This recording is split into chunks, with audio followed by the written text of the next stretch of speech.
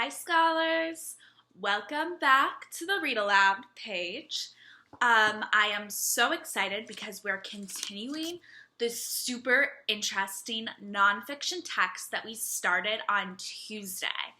If you know what I'm talking about, touch your nose, touch your ears. Ooh, so many scholars are there. All right, back and start. So we are reading, you guessed it, How Animals Adapt. So we are going to read the last couple pages that we're reading of this super interesting book. And remember, what kind of book is this? You guessed it, it's a nonfiction text. Now, a nonfiction text we know from all of the ones that we've read. We've read about brown bears, we've read about frogs, we've read about apples. We know that a nonfiction text tells us facts or real information. And speaking of information, these nonfiction texts that we've been reading are actually informational texts. So that's a type of nonfiction book that tells us information about a topic. So we are learning all different types of information from this book about how animals adapt and what that means. And we are learning so many interesting facts, and I know that we've shared those throughout the last couple of days. So today, I am turning to the table of contents to show you guys where we are going to read. Here we see the table of contents, and we are going to Hiding Out, which is on page, you got it, page 18. So we're going to learn about hiding out and what that means for animals that adapt. We're also going to read another section today called Fooled You. I wonder what that will be about and how that will have to do with animals that are adapting. All right, let's turn to page 18.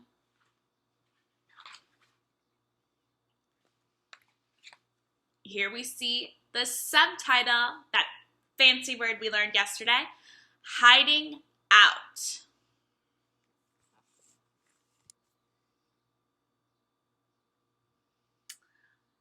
Hiding out. To hide from predators or hunters, many animals have developed camouflage. They have markings on their body that allow them to blend in with their habitats. Some animals are so well camouflaged that they are almost impossible to spot. Can you find them on the next page? So I'm very excited because we are going to look for some animals that might be camouflaged on this page in these photographs. But first, we have to finish this first page about all of that new information we're learning. Plain coat. Some animals rely mainly on their coloring for camouflage.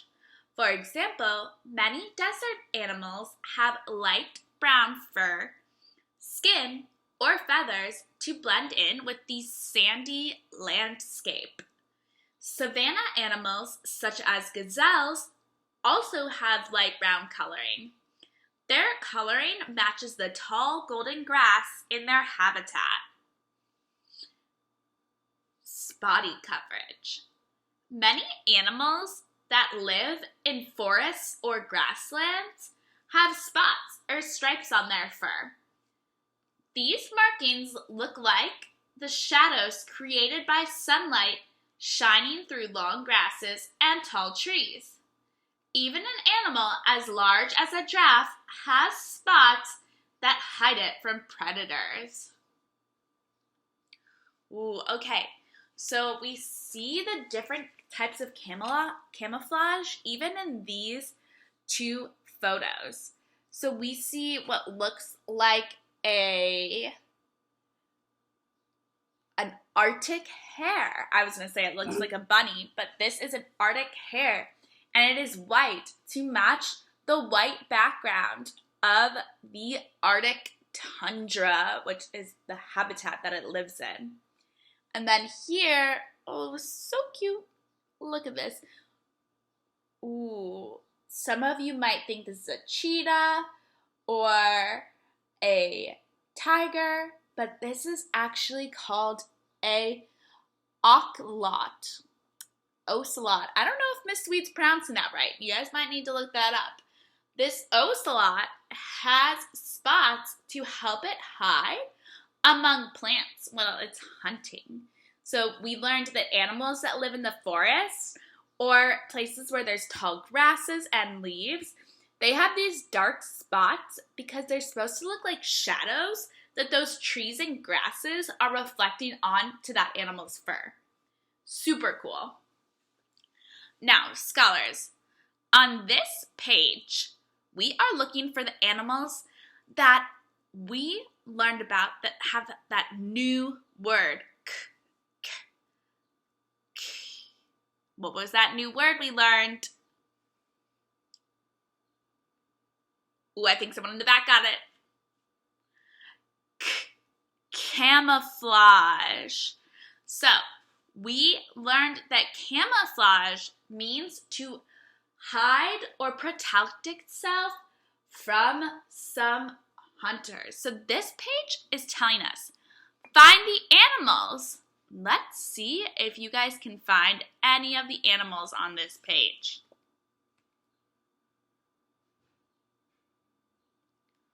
Ooh, I think I see one.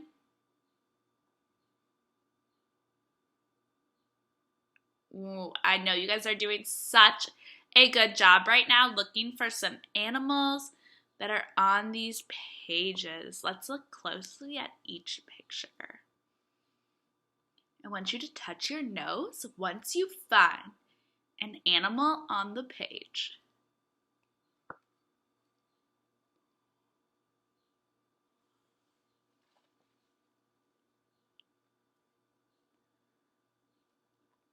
All right, so we see that this brown skin of a gecko, who saw the gecko? Touch your nose. The gecko is camouflaged by blending in to the tree. Ooh, and then in this picture, touch your nose if you saw the animal in this picture. Miss Sweet could not find it because it was camouflaged or hidden so well. Ooh. So it says, the spotted skin of the wood frog blends in so well with these branches that it is almost impossible to spot. Ooh, I think I found the frog. If you couldn't see it, it was right there. Now it looks so obvious. But I did a really good job camouflaging. All right. Ooh. Okay, now we're touching our nose to see if you can find the animal in this picture. And it says in the caption, the deadly stonefish is covered in rough scales and spines that camouflage it well among plant-based rocks. So around all that coral that we see, look, you can see its eyes. Say whoa. All right, and then the last one that we could not see, it says, most of this shrimp's body is transparent. It appears invisible underwater, making it difficult to spot. Look, you can see almost the outlines of it, but it looks invisible. So it camouflages into the water. Wow. Super cool. All right. Now we're going on to the section that we weren't really sure what it was about. That's called Fujiya. Many animals defend themselves by pretending to be something that they are not. When the opossum in the picture above is threatened, it pretends to be dead. Whoa! It stays still, it breathes very slowly, and then most predators eat only live animals. So they leave the opossum alone. Other animals have patterns and shape that look exactly like something else. This type of camouflage is called a mimicry. I know, a silly word, but that is an animal that mimics, say it with me, mimics the look of another animal or something in nature like leaves and rocks. Ooh. So now we're looking at some photographs again of animals that mimic what other things in nature look like. So we see that the seahorse in the picture above is mimicking the texture and colors of coral, which is in its natural habitat. So let's see if you can find the seahorse. Now this time I want you to touch the top of your head when you find the seahorse. It's like a little game of I Spy, something fun to keep you really sharp during this quarantine. Everyone touch their head yet? If you're touching your head, that means you're looking right here where that seahorse is. At least that's where Miss Weed thinks it is. It's doing a pretty good job of showing that mimicry of the coral. All right. Now in this picture, right here, you're looking for the stick bug. Ooh, who has their hand on their head? You're looking for the stick bug. It says, a slender stick insect looks just like a tall blade of grass or a twig. When it is not moving, the insect is hard to see. All right, now we have right here, you're looking for the leafy sea dragon. Looking for a leafy sea dragon. Ooh, I think some people got this one. It says, the feathery growths of the leafy sea dragon look just like seaweed. Ooh, yeah, it blended right in with that seaweed.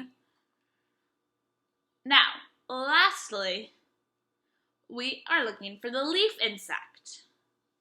So we have this picture right here looking for the leaf insect. This one is super interesting, I think, because it looks exactly like a dead leaf. You got it. It's the whole picture right here. He takes up almost the whole picture. That is crazy. So, it says, can you see the leafed insect? Among these leaves, it's brown spots. So these edges it's talking about look like a dying leaf. All right, scholars, so that's it for our story, How Do Animals Adapt? This has been one of my favorite nonfiction texts to read. And now I need you to answer a question for me. What is a nonfiction text? What is a nonfiction text? Ooh, I see so many straight verticals, silent hands. I am so impressed. Kindergarten. Hands like a star. A nonfiction text tells us facts or real information. And specifically, informational texts teach us information about a topic. So this has been an informational, nonfiction text about how animals adapt. I really hope you all have enjoyed this book as much as I have, and I want you to tell your family or whoever you're with right now some really interesting facts that you've learned, since we've learned so much juicy information. All right, see you then.